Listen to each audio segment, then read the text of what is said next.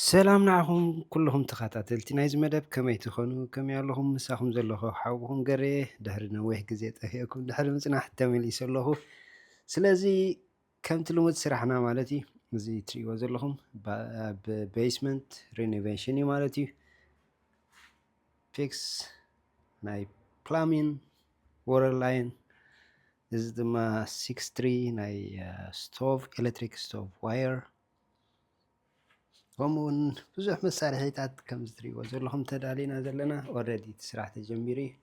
ፍሬሚን በቲ ዘድልየኒ ዲዛይን ሰሪዐዮ ኣለኹ።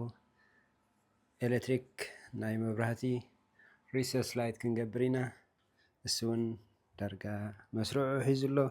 ከም ዝትሪእዎ ዘለኹም እዚ ኦፕን እዩ ነይሩ ቅድሚ ሕጂ ሓድሽ ፍሬሚን ተሰሪሕዎ ግን ኣብዚ ሳሎን በዚ ክሽነ ኣብዚ ቤድሩም እዚ ሆልወይ ከምኡ ድማ ኣብዚ ናይ ሻወር ባዝሩም ክስራሕ እዩ።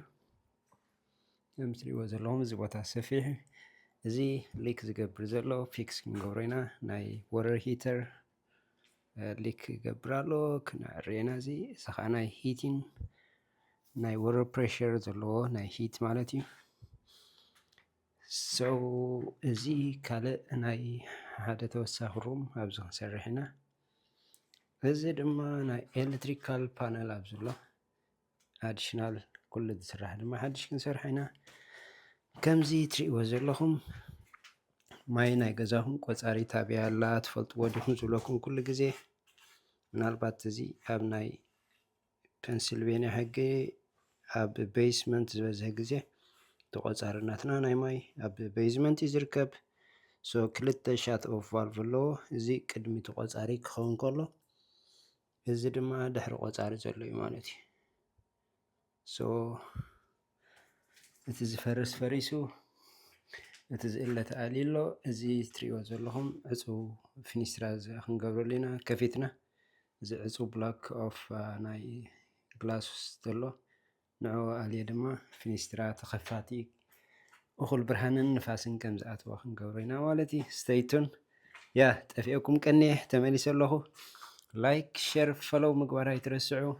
እዚ ናይ ፕላሚን ሕጂ ኣብዚ ናይ ፕላሚን ክሰርሐ ግዜ ተረኺበ ብዩቱብ እውን ከኣትየ ኣብ ዩቱብ ፈሎው ዘይገበርኩም GERE ፕሮዳክሽን ገሬ ፕሮዳክሽን ኢልኩም ፈሎው ግበሩ። ንዓኹም ዝኸውን ኣይትስእኑን ኢኹም ከምቲ ልሙድ ማለት እዩ። ስለዚ እዚ መስርሕ ኣብ መስርሕ ዘሎ እዩ። ምስ ተወድአ ከዓ ኩሉ ግዜ ክትርእይዎ ኢኹም።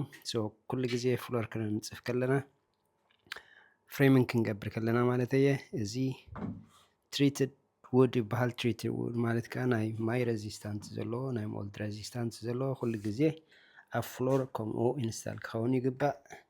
ፍሬሚን ናትና ድማ ኩሉ ግዜ 16 ኢንች ሰንተር ተባሂሉ በቲ ናቱ ይስራሕ ማለት እዩ። ከምዚ ትሪእዎ ትራሽ መሊኡ ዘሎ ሳፕላይ እውን ሬዲ እዩ ዘሎ ስቲል ኣብ ስራሕ እዩ ዘሎ ስተይቱን